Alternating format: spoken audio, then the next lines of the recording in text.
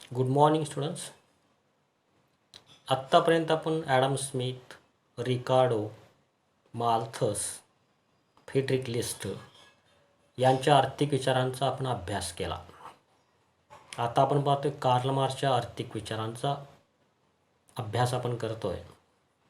मार्क्सने जे आर्थिक विचार मांडले ते भांडवलशाहीच्या विरोधात आपले आर्थिक विचार मांडलेले दिसून येतात.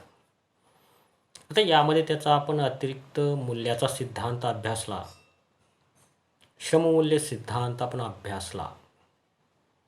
आता अतिरिक्त मूल्य म्हणजे काय आहे? तर अतिरिक्त मूल्य म्हणजे अतिरिक्त श्रमातून निर्माण जाणारं मूल्य आहे.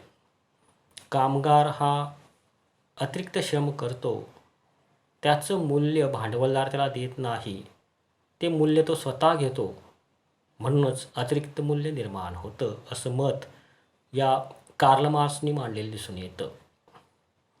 आता याच्यानंतर आपल्याला त्याच्या सिद्धांताचा विचार करायचा आहे, तो म्हणजे त्याच्या घटत्या नफ्याच्या दराचा सिद्धांत.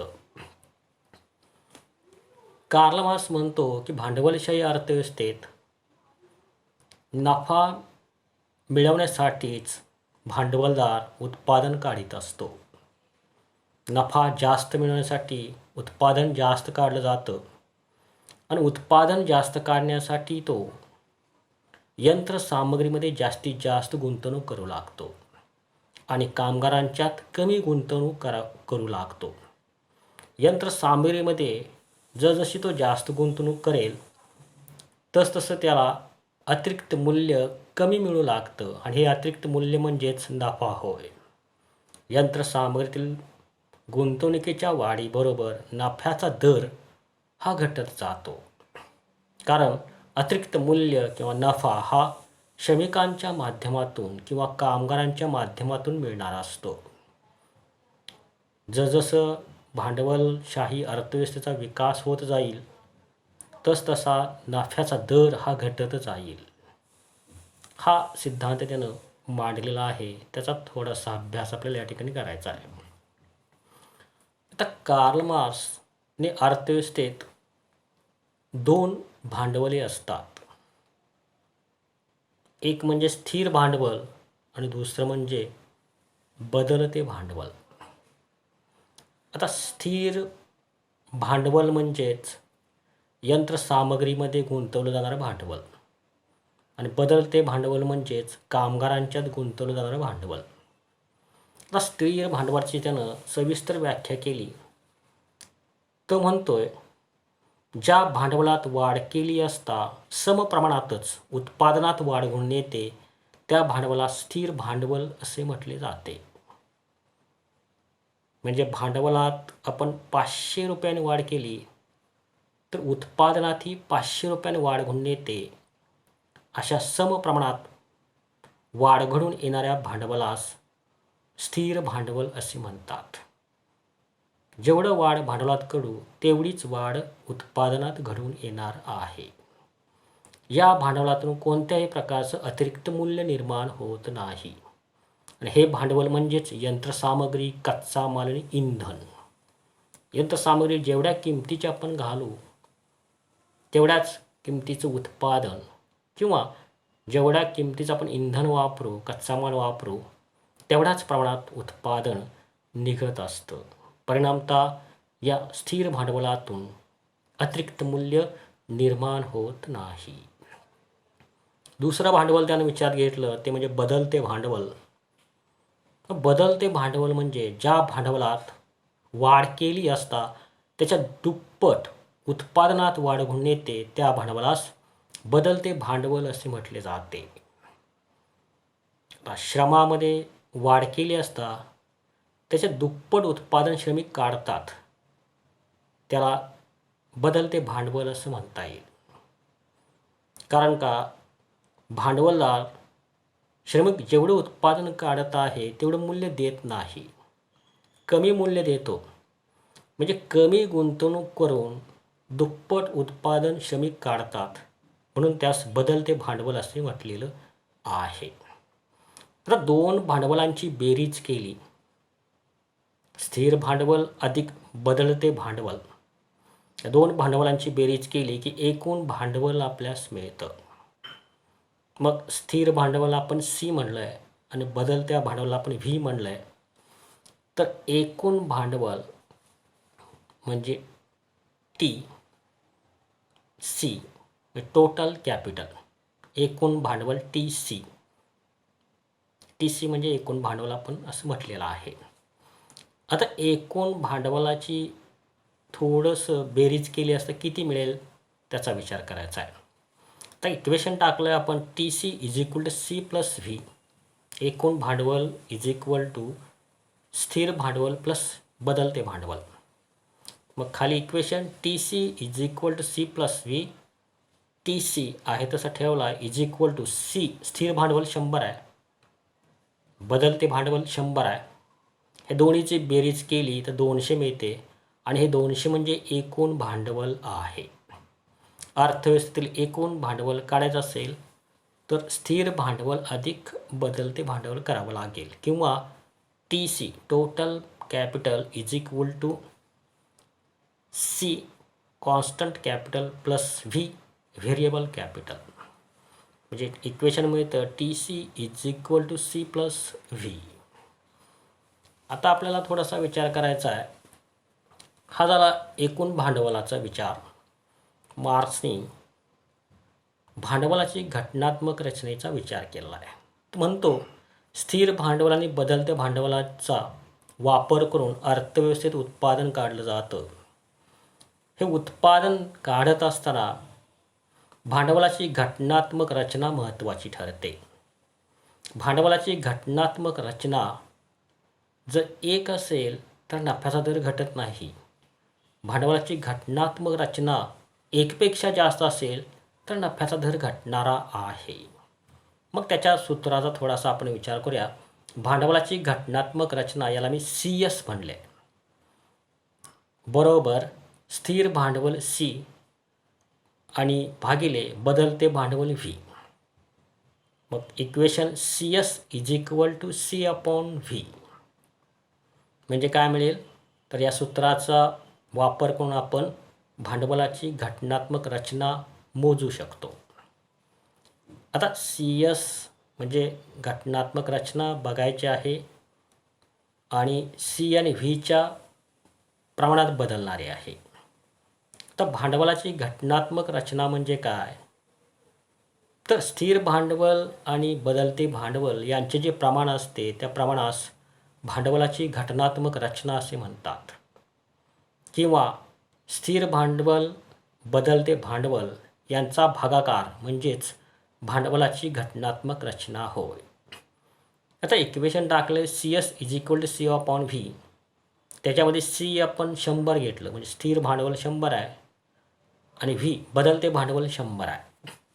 तर भांडवलाची घटनात्मक रचना किती आहे त्याचा विचार आपल्याला करायचा आहे. तर सी स्थिर भांडवल आपण 100 आणि व्ही बदलते भांडवल 100, हे दोन्ही समान आहेत. सी आणि व्ही दोन्हीही 100 आहेत. मग C S is equal to C upon V. खाली मग C S is equal to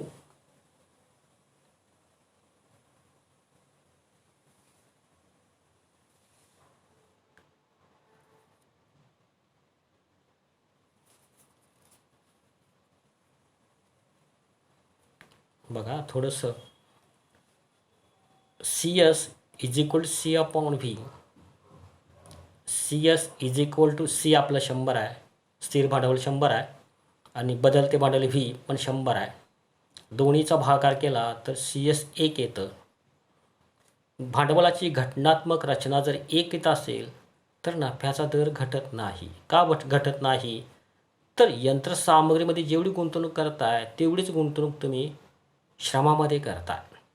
दोघांच्यामध्ये समान गुंतवणूक होत असेल किंवा दोघांच्या भांडवलामध्ये समान वाढ होत असेल तर नफ्याचा दर हा घटत नाही. म्हणजे भांडवलाची घटनात्मक रचना जर 1 असेल म्हणजे सी एस 1 असेल तर नफ्याचा दर घटत नाही. आता परत दुसऱ्या इक्वेशनचा विचार करू. दुसऱ्या इक्वेशनमध्ये सी म्हणजे स्थिर भांडवल दुप्पट केलं आहे, 100 होतं ते 200 केलं आहे आणि बदलते भांडवल 100च ठेवलं आहे. म्हणजे भांडवलदाराने यंत्रसामग्रीमध्ये दुप्पट रक्कम गुंतवली आहे किंवा भांडवलात दुप्पट वाढ केलेली आहे, पण बदलत्या भांडवलात कोणतीच वाढ केली नाही, स्थिर आहे. म्हणून सी 200, स्थिर भांडवल 200 आहे आणि बदलते भांडवल व्ही 100 आहे. दोन्हींचा भागाकार केला तर 2 येतोय. मग कार्ल मार्क्स म्हणतो, जर भांडवलाची घटनात्मक रचना एकापेक्षा जास्त असेल तर नफ्याचा दर हा घटत जाणारा आहे. म्हणून भांडवलदारांनी जास्तीत जास्त दोन्ही भांडवलात समान वाढ करणे गरजेचं आहे. परंतु भांडवलदाराची प्रवृत्तीच अशी असते की तो यंत्रसामग्रीमध्ये म्हणजे स्थिर भांडवलात जास्त गुंतवणूक करत जातो आणि बदलत्या भांडवलात कमी गुंतवणूक करत जातो. त्यामुळे नफ्याचा दर भविष्यात हा घटत जाणारा आहे. कारण अतिरिक्त मूल्याची निर्मिती ही कामगारांच्या मधूनच होत असते आणि भांडवलदार कामगारांच्या मध्येच कमी गुंतवणूक करत जातो. परिणामतः अतिरिक्त मूल्यही कमी होत जातं आणि नफ्याचा दर हा घटत जातो. आता नफ्याचा दर त्याला काढायचा आहे. पहिल्यांदा त्यानं बघितलं एकूण भांडवल. एकूण भांडवल म्हणजेच काय असेल, स्थिर भांडवल अधिक बदलते भांडवल. या दोघांची बेरीज केली तर स्थिर भांडवल मिळेल. दुसरा विचार केला आपण भांडवलाची घटनात्मक रचना, त्याच्यामध्ये भांडवलाची घटनात्मक रचना बरोबर स्थिर भांडवल भागिले बदलते भांडवल, याचं प्रमाण 1 असेल तर साहजिकच नफ्याचा दर घटत नाही. पण याचं प्रमाण जर 2 झालं तर नफ्याचा दर हा घटत जाईल. मग नफ्याचा दर आपल्याला काढण्यासाठी त्याने एक इक्वेशन मांडलं. त्या इक्वेशनचा थोडासा आपल्याला विचार करायचा आहे. तो बघा. आता रेट ऑफ प्रॉफिट त्यानं म्हणलं आहे is equal to S V, त्याच्यानंतर भागिले सी प्लस व्ही गुणिले 100. आता रेट ऑफ प्रॉफिट म्हणजे नफ्याचा दर आहे तो. रेट ऑफ प्रॉफिट नफ्याचा दर, एस व्ही म्हणजेच सरप्लस व्हॅल्यू आहे, अतिरिक्त मूल्य आहे. सी म्हणजे कॉन्स्टंट कॅपिटल आहे, स्थिर भांडवल आहे जे यंत्रसामग्रीमध्ये गुंतवलं जातं. प्लस व्ही, व्ही म्हणजे बदलते भांडवल आहे, ते म्हणजे कामगार आहेत. आता इक्वेशनचा आपण विचार केला आहे. आता त्याच्यामधून नफ्याचा दर हा कसा घटत जातो हे आपण अभ्यासणार आहे. आता आर ओ पी नफ्याचा दर आहे, रेट ऑफ प्रॉफिट आहे. एस व्ही अतिरिक्त मूल्य आहे, ते किती आहे तर 50 आहे. अतिरिक्त मूल्य एस व्ही 50 आहे. त्याच्यानंतर सी स्थिर भांडवल 100 आहे आणि व्ही म्हणजे बदलते भांडवल 50 आहे. आता काढायचा एकच घटक आहे आपल्यापुढे, तो म्हणजे रेट ऑफ प्रॉफिट किंवा नफ्याचा दर आपल्याला काढायचा आहे. मग आता रेट ऑफ प्रॉफिट तिसऱ्या कॉलममध्ये rate of profit is equal to अतिरिक्त मूल्य एस व्ही म्हणजेच सरप्लस व्हॅल्यू, अतिरिक्त मूल्य किती आहे तर ते 50 आहे. त्यानंतर सी म्हणजे स्थिर भांडवल, स्थिर भांडवल 100 आहे आणि बदलते भांडवल 50 आहे. मग rate of profit is equal to 50 भागिले 100 अधिक 50 गुणिले 100. आता रेट काढायचा आहे म्हणजे गुणिले 100 करावं लागतं. टक्केवारी काढायचं तर 100 गुणिले करावे लागतात. आता आपल्याला मिळाले rate of profit is equal to 50 divided by 100 plus 50 into 100. आपण सगळे मूल्य त्यात टाकलेत. आता खाली घेतले पी इज इक्वल टू, आता rate of profit P is equal to 50. आता 100ची आणि 50ची बेरीज केली तर 150 येते. 50 भागिले 150 गुणिले 100. आता या ठिकाणी 50 आणि 100 या दोन्हींचं गुणाकार केला तर साहजिकच तो 5000 येतोय. आता या 5000ला भागिले 150 करायचं, तर 150चा एक शून्य कट केला तर 5000मधला एक शून्य कट होईल, 500 राहतील आणि 150तले राहतील 15. हे 500 भागिले 15 बरोबर 33.33 इतका रेट ऑफ प्रॉफिट येतोय. आता नफ्याचा दर आपल्याला मिळाला आहे तो म्हणजे किती आहे, तर 33.33 इतका नफ्याचा दर आपल्याला मिळाला आहे. आता त्यानं त्याचा विचार करायचा इथून पुढे. आता सुरुवातीला आपण विचार केला आहे SV अतिरिक्त मूल्य 50 मिळालेलं आहे, स्थिर भांडवल 100 आहे म्हणजे दुप्पट आहे, बदलते भांडवल 50 आहे निमपट आहे. बदलत्या भांडवलापेक्षा दुप्पट गुंतवणूक त्याने स्थिर भांडवलात केलेली आहे फर्स्ट स्टेजला. म्हणजे श्रमिकांच्यापेक्षा दुप्पट भांडवलातील वाढ यंत्रसामग्रीमध्ये केलेली आहे. आता पुढच्या स्टेजला विचार करायचा आहे. तो म्हणतोय की भांडवलदार बदलत्या भांडवलापेक्षा स्थिर भांडवलात जास्त वाढ करत जातो. आता त्याचा थोडासा विचार करू दुसऱ्या स्टेजमध्ये. आता इथे बघा, सुरुवातीला आपण सूत्र घेतलं आहे, rate of profit is equal to SV म्हणजे अतिरिक्त मूल्य भागिले C म्हणजे स्थिर भांडवल प्लस V बदलते भांडवल गुणिले 100. आता विचार करायचा दुसऱ्या स्टेजमध्ये त्यानं काय केलं आहे, P म्हणजे नफ्याचा दर आपल्याला काढायचा आहे, क्वेश्चन मार्क आहे. त्यानंतर SV म्हणजे अतिरिक्त मूल्य 100 आहे, प्लस C म्हणजे स्थिर भांडवल 400 आहे. म्हणजे या ठिकाणी विचार करायचा आहे बदलते भांडवल 100 आहे, म्हणजे बदलत्या भांडवलाच्या चौपट त्याने स्थिर भांडवलात गुंतवणूक केलेली आहे किंवा स्थिर भांडवलात चौपट वाढ केलेली आहे. बदलत्या भांडवलाच्या चौपट वाढ ही स्थिर भांडवलात केलेली दिसून येते. आता नफ्याचा दर आपल्याला काढावा लागेल. तर घेतलं rate of profit is equal to SV surplus value अतिरिक्त मूल्य भागिले C म्हणजे स्थिर भांडवल प्लस V बदलते भांडवल गुणिले 100. आता रेट ऑफ प्रॉफिटमध्ये आपण किमती घातल्या.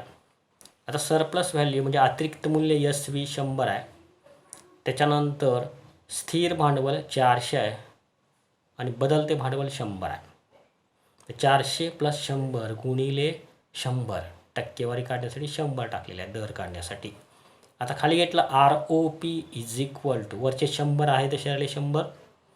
आता 400 अधिक 100 बरोबर 500, खाली 500 100 भागिले 500 गुणिले 100. आता खालचे 2 शून्य गेले, 500च्या खालचे 2 शून्य गेले आणि 100चे 2 शून्य गेले, तर 100 भागिले 5 येतात. 5ने 100ला भागलं तर 20 म्हणजे नफ्याचा दर 20% आहे. गेल्या स्लाईडमध्ये आपण बघितलं होतं नफ्याचा दर 33.33% होता. याच्यामध्ये स्थिर भांडवलात दुप्पट वाढ बदलत्या भांडवलापेक्षा केली होती. ह्या स्लाईडमध्ये आपण बघतोय तर स्थिर भांडवलात चौपट वाढ केलेली आहे. म्हणजे बदलत्या भांडवलाच्या चौपट वाढ स्थिर भांडवलात केलेली आहे. त्याचा परिणाम नफ्याचा दर हा 33.33%वरून 20% इतका झालेला आहे, म्हणजे तो घटलेला आहे. परत कार्ल मार्क्स म्हणतो की भांडवलदार असेच स्थिर भांडवलात जास्त गुंतवणूक करत जाईल आणि बदलत्या भांडवलामध्ये कमी गुंतवणूक करत जाईल. परिणामतः नफ्याचा दर हा घटत जाईल. बघूया तिसऱ्या स्लाईडचा विचार करू आपण. आता पहिल्याला मी सूत्र टाकलेलं आहे, rate of profit is equal to SV divided by C plus V into 100. Rate of profit म्हणजे नफ्याचा दर आहे, SV म्हणजे अतिरिक्त मूल्य आहे, सरप्लस व्हॅल्यू आहे, C म्हणजे कॉन्स्टंट कॅपिटल आहे स्थिर भांडवल आहे, V म्हणजे व्हेरिएबल कॅपिटल आहे बदलते भांडवल आहे. आता या ठिकाणी P म्हणजे रेट ऑफ प्रॉफिट P आपल्याला काढायचा आहे, क्वेश्चन मार्क आहे. आता surplus value SV surplus value अतिरिक्त मूल्य 200 आहे, कॉन्स्टंट कॅपिटल स्थिर भांडवल 1600 आहे. परत त्यानं चौपट वाढ केलेली आहे. पाठीमागच्या स्थिर भांडवलापेक्षा त्यानं चौपट वाढ केलेली आहे. पाठीमागच्या 400 होती ते आता 1600 केलेलं आहे. आता बदलते भांडवल 200 आहे. आता विचार करायचा आहे की नफ्याचा दर घटतो की वाढतो याचा विचार करायचा आहे. तर या ठिकाणी बघा बदलते भांडवल 200 आहे पण स्थिर भांडवल 1600 आहे, म्हणजे जास्त भांडवलात वाढ स्थिर भांडवलात केलेली आहे, बदलत्या भांडवलामध्ये वाढ कमी आहे. गेल्या वेळेस 100 होती, आता त्याने फक्त 200 केलेलं आहे, म्हणजे दुप्पट वाढ केलेली आहे. पण स्थिर भांडवलात त्यानं चौपट वाढ केलेली आहे, 400ची 1600 केलेली आहे. आता विचार करायचा आहे रेट ऑफ प्रॉफिटचा. Rate of profit is equal to SV upon C plus V into 100. त्या रेट ऑफ प्रॉफिटमध्ये आपण किमती घालू. एस व्ही म्हणजे अतिरिक्त मूल्य 200 आहे भागिले आता स्थिर भांडवल 1600 आहे अधिक बदलते भांडवल 200 आहे. 200 भागिले 1600 अधिक 200 गुणिले 100. आता हे इक्वेशन सोडवलं तर rate of profit is equal to 200 200 ठेवले आपण. 1600 अधिक 200 बरोबर 1800 गुणिले 100. आता शून्य घालवले आपण. 1800वरती 2 शून्य आहेत आणि 100च्या पुढे 2 शून्य आहेत. ते 2 शून्य गेले तर 1800चा 18 राहतील. 100 निघून जाईल. वरचे 200 आहे तसे राहतील. 200 भागिले 18. तर 200 भागिले 18 केले तर रेट येतो 11.11%. आता सुरुवातीचा रेट ऑफ प्रॉफिट आपण बघितला, नफ्याचा दर 33.33% होता. त्यानं स्थिर भांडवलात वाढ केली बदलत्या भांडवलापेक्षा, तो दर आला 20%. परत त्यानं चौपट वाढ केली, दर आला 11.11%. म्हणजे जसजसा भांडवलदार बदलत्या भांडवलापेक्षा स्थिर भांडवलात वाढ करत जाईल तसतसा नफ्याचा दर हा घटत जाईल. कारण का अतिरिक्त मूल्याची निर्मिती किंवा नफ्याची निर्मिती ही कामगारांच्या माध्यमातून होते. जर कामगारांमध्येच गुंतवणूक कमी होत असेल किंवा बदलत्या भांडवलामध्ये वाढ कमी राहत असेल तर नफ्याचा दर हा पुढे घटत जाईल. असा हा त्यानं घटत्या नफ्याच्या दराचा सिद्धांत मांडलेला आहे. चा अभ्यास आपण करायचा आहे. बऱ्यापैकी थोडंसं मॅथमॅटिक्स आहे पण सिम्पल मॅथमॅटिक्स आहे, फारसं काय अवघड नाही. आपण हे करू शकता घरी. याच्या स्लाईड ज्या आहेत त्याच्या मॅथमॅटिक्स जर लिहून काढलं वहीमध्ये तरी चांगलंच होईल, तुमचा अभ्यास होऊन जाईल. Okay, thank you.